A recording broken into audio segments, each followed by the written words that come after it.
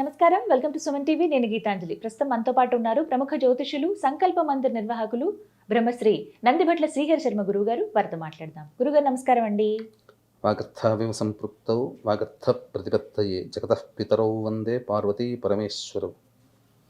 ఆదిత్యాయ చ సోమాయ మంగళాయ బుధాయ చ గురుశుక్రశనిభ్యశ్చ రాహవే కేతవే నమః. శృంగేరి జగద్గురు పీఠాధిపతులకి, కంచి పీఠాధిపతులకి నమస్కారములు తెలియజేసుకుంటూ కార్యక్రమాన్ని ప్రారంభిద్దాం. గురుగారు, ఎన్నో సందేహాలను మీరు నివృత్తి చేస్తూ ఉంటారు. ధర్మ సందేహాలుగా ఎన్నో ప్రశ్నలు కూడా వస్తూ ఉంటాయి. చాలామంది కామెంట్స్లో అడుగుతూ ఉంటారు. అయితే ప్రతినిత్యం మనం ఆచరించేదే, కానీ అందులో కూడా కొన్ని తప్పులు చేస్తూ ఉంటాం, వాటి వల్ల దుష్ఫలితాలు అందుకుంటూ ఉంటాం అంటారు. అందులో ముఖ్యమైనది బొట్టు పెట్టే విధానం. అది దేవుడి పటాలకైనా సరే, ఎవరైనా ఇంటికి అతిథి వచ్చినప్పుడు లేకపోతే బొట్టు పెట్టుకుని వెళ్ళమ్మా అని మహిళలు ఖచ్చితంగా మనం జాకెట్ మొక్కిస్తాము, తాంబూలం ఇస్తాం. ఎవరు వచ్చినా సరే కనీసం బొట్టైనా పెట్టి పంపిస్తాం. అలా బొట్టు పెట్టే విధానం కావచ్చు, మాకు మేంగా బొట్టు పెట్టుకునే విధానం కానీ, పితృదేవతల ఫోటోలకు బొట్టు పెట్టే విధానం కానీ, ఇవన్నీ చాలా సందేహాలండి. ఇంకా మరిన్ని ఉన్నాయి. ముందుగా ఈ ప్రశ్నలు మేము ముందుంచుతున్నాను. ఇది చాలామంది కామెంట్స్లో అడిగారు కూడా, తెలియచేయండి. మనకు సాంప్రదాయంగా అనేక ఆచారాలంటూ సనాతనంగా పాటిస్తూ వస్తున్నాం. ఇందులో అంటే ఒక 30 సంవత్సరాల కిందట, అంటే ఒక తరం మాత్రం జీవితంలో ఎదగడం కోసం, కుటుంబాన్ని పోషించడం కోసం చాలా కష్టాలు పడుతూ, ఉన్న ఊరిని కన్నవాళ్ళని వదిలేసి నిలదొక్కుంటూ, ఈ ప్రయాణంలో పిల్లల్ని పెంచడము, పెద్ద చేయడము, ఒక ఉన్నతమైన స్థానంలో నిలపడంలో వాళ్ళు చాలా మటుకు పెద్దల నుంచి వచ్చినటువంటి ఆచార వ్యవహారాలని తెలియకుండానే తప్పులు చేసే విధంగా అయిపోయింది. తెలిసి చేసిన తప్పును సర్దిద్దుకోలేము, కానీ తెలియకుండా చేసిన తప్పుని ఇక నుంచైనా మనం సర్దిద్దుకోవచ్చు. అంటే చాలామంది ఈ బొట్టు పెట్టే విధానంలో మనకు శాస్త్రీయత ఉందమ్మా. చాలామంది తెలుసుకోలేక ఎలా పడితే అలా చేస్తున్నారు. దాంట్లో తప్పులు చేస్తాను. ముఖ్యంగా మనము అంటే బొట్టు పెట్టుకునేటప్పుడు మనకి మనం బొట్టు పెట్టుకోవాలంటే ఎల్లప్పుడూ కూడా మధ్య వేలిని వాడుకోవాలి. అది మిడిల్ ఫింగర్ అంటారు. ఎందుకనంటే ఈ అరచేతిలో నవగ్రహ స్థానాలు ఉంటాయి. ఈ మిడిల్ ఫింగర్ ఏదైతే మధ్య ఫింగర్ ఉందో అది శని స్థానం, శనికి సంబంధించినటువంటి వేలు. నవగ్రహాలలో ఆయుక్కారకుడు శని. కాబట్టి ఈ యొక్క శని యొక్క అనుగ్రహం మనకు కలగడం కోసం, ఆయురారోగ్యాలు ఉంటేనే కదా మనం ఏమైనా సాధించుకోగలం. కాబట్టి మధ్య వేలుతో మనం పెట్టుకోవాలమ్మా. ఇది ఒకటి. తర్వాత ఇంటికి వచ్చినటువంటి అతిథులకి, ఇప్పుడు ముత్తైదువులు వస్తుంటారు, మనం ఏదైనా నోములు నోచుకుంటాము, వ్రతం చేసుకుంటాము, వచ్చిన వాళ్ళకి ఏదో ఇంట్లో ఫంక్షన్, పెళ్లి ఫంక్షన్ చేసుకుంటాము. అలాగే సెరమనీ, శారీ సెరమనీ అని, పంచ కట్టుడని, ఇలా ఏదో ఒక సందర్భంలో మన ఇంటికి అతిథుల్ని, బంధువుల్ని పిలుస్తాం. ఉత్త చేతులతో పంపించాం కదా, ఏదో ఒక గిఫ్ట్ ఇస్తాం. పెట్టేటప్పుడు కనీసం బొట్టు పెడతాం కదా. ఖచ్చితంగా మనము ఇక్కడ ఈ మిడిల్ ఫింగర్తో మనం అంటే బొట్టు పెట్టుకొని వచ్చినటువంటి వాళ్ళకి ఎవరికైనా బొట్టు పెట్టి పంపించేటప్పుడు చీర, జాకెట్ ముక్క, తాంబూలము ఇచ్చి, పండో ఫలమో ఇచ్చి ఈ బొటన వేలుతో వారికి పెట్టాలమ్మా. ఎందుకు బొటన వేలుతో పెట్టాలి అని అంటే ఇందులో ఒక అంతరార్థం దాగుంది. ఈ యొక్క అరచేతిలో నవగ్రహాలను చెప్పాం కదా, ఈ వేలు ఏదైతే ఉందో ఇది శుక్రస్థానం. అంటే ముత్తైదుకి పెట్టేటప్పుడు ఏంటంటే సౌభాగ్యవతిని అనే దృష్టితోనే, అమ్మవారు అనే భావంతోనే పెడతాం కదా. అంటే లక్ష్మీ స్వరూపం ఇది. కాబట్టి బొట్టు పెట్టించుకున్న వాళ్ళకి లక్ష్మీ సౌభాగ్యాలు కలగాలి, పెట్టిన వాళ్ళకి కూడా అంతే విధంగా లక్ష్మీ సౌభాగ్యాలు కలగాలనే ఉద్దేశంతో ఈ బొటన వేలుని వారికి పెడతాం. ఇక రెండవది, మూడవ విషయంకి వచ్చేసరికి ఇంట్లో పూజా మందిరంలో అమావాస్య ముందు కావచ్చు, పండగలకు కావచ్చు, ఇంకేదైనా మన ఇంట్లో ఫంక్షన్స్ కావచ్చు, ముందు పూజా గది అంతా శుభ్రపరచుకుంటాం. ఈ పూజా గదిలో విగ్రహాలకి, చిత్రపటాలకి బొట్లు పెట్టేటప్పుడు చాలా మంది చేసేది ఏంటంటే ఓ 3 గిన్నెలు పెట్టేసుకుంటారు. గంధం గిన్నె ఒకటి, అలాగే కుంకుమ గిన్నె, విభూతి, ఈ 3 వేళ్ళని వాడుతుంటుంటారు. అంటే ఒక దాంట్లో గంధానికి, ఎందుకంటే టైం సేవ్ అవుతుందని. కానీ తప్పు చేస్తున్నామని తెలియదు పాపం వీక్షించేటువంటి ప్రేక్షకులు కూడా. ఏదో బొట్టు పెడుతున్నట్టు ఒక చేతితో విగ్రహం ఉందనుకోండి, విగ్రహానికి గంధం పెడతారు. ఈ చేతితో, ఎందుకంటే తడి ఉంటది కదా, మళ్ళీ తుడుచుకోవాలి అనేది, ఈ పొడి ఉంటది కాబట్టి ఈ చేతితో కుంకుమ పెడతారు. ఇలా ఈ చేతితో ఏదో నామాలు సర్దిద్దుతుంటారు. కానీ చాలా తప్పమ్మా, అలా చేయకూడదు. చేయకూడదమ్మా. దేవతా విగ్రహాలకి, దేవతా చిత్రపటాలకి ఎల్లప్పుడూ కూడా రింగ్ ఫింగర్ వాడాలి. అందుకనే గంధం పెట్టేటప్పుడు చిత్రపటాలకైనా ఫోటోలకైనా ఈ సంబంధించినటువంటిది దేవుళ్ళ ఫోటోలకైనా విగ్రహాలకైనా గంధం ఈ చేతితో చేసి ఒక నాప్కిన్ పక్కకు పెట్టుకోండి.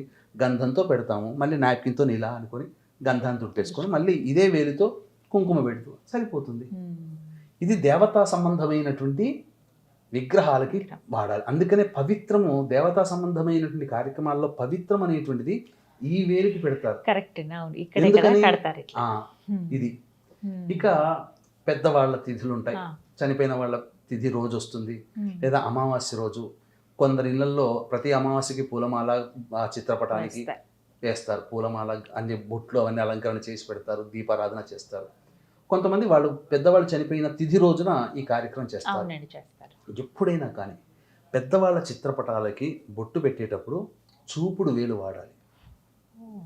ఈ చూపుడు వేలుతోనే చిత్రపటాలు. అసలు ఈ వేలే వద్దని అంటారు. అసలు వాడకూడదు, ఇక్కడ మాత్రమే. ఎందుకనంటే పెద్దవాళ్ళకి తర్పణాలు వదిలేటప్పుడు ఇలా ఈ బొటన వేలు చూపుడు వేలు మధ్యలో గుండా నీరు వదలాలి.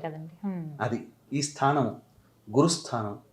కాబట్టి మీకు సాంప్రదాయబద్ధంగా భోక్తలు చనిపోయిన తిథి రోజున కార్యక్రమం ఉంటుంది కదమ్మా. ఆ కార్యక్రమం చేసేటప్పుడు ఈ వేలుతోనే గంధం పెడతారు, ఈ వేలుతోనే అద్దుతారు. ఇది వేలు వాడాలి. అందుకనే చనిపోయిన వాళ్ళ చిత్రపటాలకి ఈ వేలుతో మాత్రం పెట్టాలి. ఇది ఈ విధంగా గనక చేసినట్లయితే సాధారణంగా వాళ్ళు అందరూ కూడా సవ్యమైన మార్గంలోనే చేస్తున్నట్టు. ఇంకా ఏ సందర్భంలో కూడా చిటికెన వేలును మాత్రం ఎప్పుడూ కూడా వాడకూడదు. మళ్ళీ చెప్తున్నానమ్మా, మనం ఎదుటి వాళ్ళకి బొట్టు పెట్టేటప్పుడు బొటన వేలుతో మనం ఎదుటి వాళ్ళకి పెట్టాలి. మనం బొట్టు పెట్టుకునేటప్పుడు మధ్య వేలుతో పెట్టుకోవాలి. దేవతా చిత్రపటాలకి విగ్రహాలు పెట్టేటప్పుడు ఈ వేలుతో పెట్టుకోవాలి, ఉంగరం వేలుతో. మనం బొట్టు పెట్టుకునేటప్పుడు మధ్య వేలుతో పెట్టుకోవాలి. అంతే, ఇంకింతకంటే వేరేది ఏం లేదు. ఈ చిన్న ఇది చాలా మంది తెలిసి తప్పు చేస్తున్నారు. ఇక నుంచి అయినా కానీ వీక్షించేటువంటి ప్రేక్షకులు ఈ తప్పుని మళ్ళీ మళ్ళీ చేయకండి, 10 మందికి తెలియచేయండి. అప్పుడు మన సదాచారాన్ని, విధానాన్ని, శాస్త్రాన్ని పాటించిన వాళ్ళం అవుతామని చెప్పు. అది కూడా ధర్మబద్ధంగా. నిజమండి, శాస్త్ర ప్రకారంగా అసలు బొట్టు ఎలా పెట్టుకోవాలని అది కూడా విశేషం అని అంటారు. కానీ అందులో ఎంత విశేషం ఉంది ఇప్పుడు మీరు చెప్పాక. శాస్త్రంతో సహా నవగ్రహాలతో సంబంధం ఉన్నటువంటిదమ్మా ఇది. అంతే. అలాగే గురుగారు మరొక సందేహం అండి. పెద్దలకి నమస్కారం చేస్తూ ఉంటారు. పాద నమస్కారాలు చేసేటప్పుడు విధానం అంటూ ఏదన్నా ఉందా? ఈ ప్రక్రియలో చేస్తేనే శుభ ఫలితం ఉంటుంది, వారి అనుగ్రహం పొందిన వాళ్ళం అవుతామంటూ ఏదైనా విధానం ఉంటే తెలియచేయండి గురుగారు. పాద నమస్కారం ఎందుకు చేస్తామంటేనమ్మా, పెద్దలు దీవిస్తారు. ఇప్పుడు ఎవరైనా మన ఇంటికి పెద్దవాళ్ళు వచ్చారనుకోండి, పిల్లలు నమస్కారం చేస్తే సరస్వతి ఇక్కడ అక్షసిద్ధిరస్తు అంటారు, సరస్వతి అనుగ్రహం. ఎవరైనా చదువుకున్న వాళ్ళు వస్తే ఉద్యోగ ప్రాప్తిరస్తు, వివాహం కావాల్సిన అబ్బాయి అమ్మాయితో శీఘ్రమే కళ్యాణ ప్రాప్తిరస్తు. వివాహమైన దంపతులు ఇద్దరు దండం పెడుతున్నారంటే అన్యోన్య దాంపత్య సుఖజీవన ప్రాప్తిరస్తు, చిలకా గోరింకల్లాగా ఉండండి. ఇంకెవరైనా ఏదైనా సందర్భం వస్తే నిండు నూరేళ్ళు సౌభాగ్యంతో ఆయుష్తో వర్ధిల్లండి అని చెప్పి ఈ దీవెనలన్నీ పెద్దవాళ్ళు ఇస్తారు కదమ్మా. ఈ పెద్దవాళ్ళు ఇచ్చే దీవెనలు మొత్తం మనకు సక్రమంగా 100కి 100% రావాలంటే నమస్కారం పెట్టే విధానము ఇప్పుడు చాలా మంది తప్పు చేస్తున్నారు. ఎలా గురుగారు? ఎందుకంటేనమ్మా, ఇంతకుముందు చెప్పినట్టుగా ఒక 30 సంవత్సరాల కిందట ఈ పద్ధతులు పెద్దవాళ్ళు చెప్పేవారు, వాళ్ళని చూసి ఆచరించారు. ఈ 30 సంవత్సరాల మధ్య కాలంలో పిల్లల్ని పెంచుకోవడమే ఆ బిజీ లైఫ్లో ఉండడం వల్ల వదిలేశారని చెప్పట్లేదు, మర్చిపోయారు. కాబట్టి ఎవరైనా పెద్దవాళ్ళు మన ఇంటికి వచ్చినా, మనము ఏదైనా ఫంక్షన్ చేసుకున్నా ఆశీర్వచనం తీసుకునేటప్పుడు కొంత నియమాలు పాటించాలి. అయితే ఇప్పుడున్నటువంటి సమాజంలో మీడియా అంటే సినిమా రంగం కావచ్చు, సీరియల్స్ కావచ్చు, వాళ్ళు అక్కడ ఏంటంటే సరైనటువంటి విధానాన్ని పాటించలేకపోవడం. ఇది చూసిన వాళ్ళు నమస్కారం అంటే ఇట్లాగే పెట్టుకోవాలేమో, ఎందుకంటే సీరియల్స్ని చూస్తారు, టీవీలో ఆ ప్రఖ్యాత నటీనటులు కూర్చుంటారు, ఆశీర్వచనం తీసుకుంటుంటారు. ఆ విధానాన్ని మామూలుగా కన్నా కూడా చాలా క్లోజప్లో పెడతారు నమస్కారం చేసేటప్పుడు. జనాలకు అది మైండ్లో పడిపోతుంది, అంటే నమస్కారం అంటే ఇట్లాగే చెయ్యాలని. కానీ చాలా సీరియల్స్లో, చాలా సినిమాల్లో నమస్కారం పెట్టి చూపించే విధానం తప్పు. ఏం చేస్తున్నారంటే ఎవరైనా ఒక ఎదుటి వ్యక్తికి నమస్కారం చేసుకుంటారు కదా, వాళ్ళు ఇలా రెండు కాళ్ళని ఎదురుగానే ఉన్న రెండు కాళ్ళని పట్టుకొని ఇట్లా నమస్కారం చేస్తారు. ఏమవుతుంది, మన కుడి చెయ్యి ఎదుటి వాళ్ళ ఎడమ కాలికి, మన ఎడమ చెయ్యి ఎదుటి వాళ్ళ కుడి కాలికి తాకుతుంది, నమస్కారం చేసుకుంటాం. దానివల్ల ఫలితం రాదమ్మా. అంటే పెద్దల ఆశీర్వచనం ఏదైతే ఫలించాలని కోరుకుంటామో ఆ ఆశీర్వచనం ఫలించదు. పైగా మనం చేసుకున్న పుణ్యఫలం వెళ్ళిపోతుంది. పెద్దల ఆశీర్వచనం ఎప్పుడైనా రావాలి అని అంటే ముందు నమస్కారం చేసుకునే విధానం. ఇంకొక మంది కొందరు ఏం చేస్తారంటే ఏదో ఒక చేయితో ఇలా నమస్కారం చేస్తారు, ఇలా, అది కూడా తప్పు. నమస్కారం చేసే విధానం, ముఖ్యంగా పాద నమస్కారం చేసే విధానం ఎలా ఉందనంటే మన ఎడమ చెయ్యి వాళ్ళ ఎడమ కాలికి తాకాలి, మన కుడి చెయ్యి వాళ్ళ కుడి కాలికి తాకాలి. తాకి అప్పుడు ఇలా నమస్కారం కళ్ళగద్దుకోవాలి. అంటే అప్పుడు ఏమవుతుంది, కుడి పాదాన్ని కుడి చెయ్యి తాకి కుడి కన్నుకు వస్తుంది, ఎడమ చెయ్యి ఎడమ పాదాన్ని తాకి ఎడమ కన్నుకి. ఈ విధానం ఇలా వచ్చి రావడం వల్ల పెద్దల ఆశీర్వచనం మనకు తగులుతుంది, మనము కరెక్ట్గా తీసుకున్న వాళ్ళం అవుతాం. ఇందులో కూడా ఒక నియమం ఏంటంటేనమ్మా, ఆశీర్వచనం ఇచ్చేటువంటి వాళ్ళు ఏ వైపున ఉండాలి, తీసుకునే వాళ్ళు ఏ వైపున ఉండాలనేది కూడా ఉంది. ఆశీర్వచనం ఇచ్చేవాళ్ళు తూర్పు వైపున కానీ పడమర వైపున కానీ ఉండాలి. తీసుకునే వాళ్ళు పడమర వైపునైనా ఉండి చూస్తూ, లేదా తూర్పు వైపునైనా చూస్తూ తీసుకోవాలి. ఉత్తర దక్షిణాల్లో చూస్తూ తీసుకోకూడదు. ఎందుకంటే దేవాలయాలు చూడండి, 100కి 90% దేవాలయాలు తూర్పు వైపునన్నా ఉంటాయి, పడమర వైపునన్నా ఉంటాయి. ఉత్తర దక్షిణాల్లో దేవాలయాలు చాలా తక్కువగా ఉంటాయి. అంటే పెద్దవాళ్ళని మనం ఎలా చూస్తున్నాం, దేవతా స్వరూపంగా. కనిపించని దేవతలు మనం పూజిస్తాము, కనిపించే దేవతలైన పెద్దవాళ్ళని దేవతా స్వరూపంగా ఉన్నప్పుడు వాళ్ళు తూర్పు వైపున ఉండడం శ్రేష్టం. అది కుదరకపోతే కనీసం వాళ్ళు పడమర వైపున చూస్తూ ఉండి మనం తూర్పు వైపున ఉండేనా కానీ ఆశీర్వచనం తీసుకోవాలి. ఈ విధంగా తీసుకోవడం వల్ల సంపూర్ణమైనటువంటి ఆశీర్వచన బలం మనకు కలుగుతుందమ్మా. చాలా విశేషం. ఇంత విధానం ఉందా అండి? ఇలా మాత్రమే నమస్కారం చేయాలి. ఇది ఖచ్చితంగా సరిదిద్దుకుంటాము ఈ విధంగా. కొంతమంది ఏంటంటే పాదాలు ముట్టుకోకూడదు అని అంటారు. అంటే ప్రఖ్యాత ప్రవచనకారులు చెప్పారండి, ఒక్కొక్కళ్ళు ఒక్కొక్కలాగా చెప్తున్నారని కూడా కామెంట్స్ లో పెడతారు. ఇక్కడ ఏంటంటే యతులకి, మఠాధిపతులు, పీఠాధిపతులు, యతులు, ఉపాసనాపరులు వాళ్ళ పాదాలని మనం తాకకూడదు.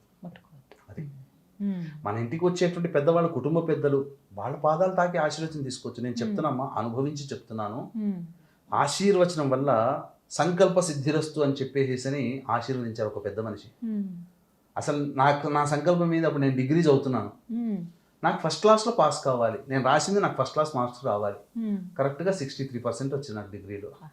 అంటే ఎందుకు చెప్తున్నానంటే పెద్దవాళ్ళ ఆశీర్వచనం అయి తీరుతుంది, అందులో తిరిగి లేదు కాబట్టి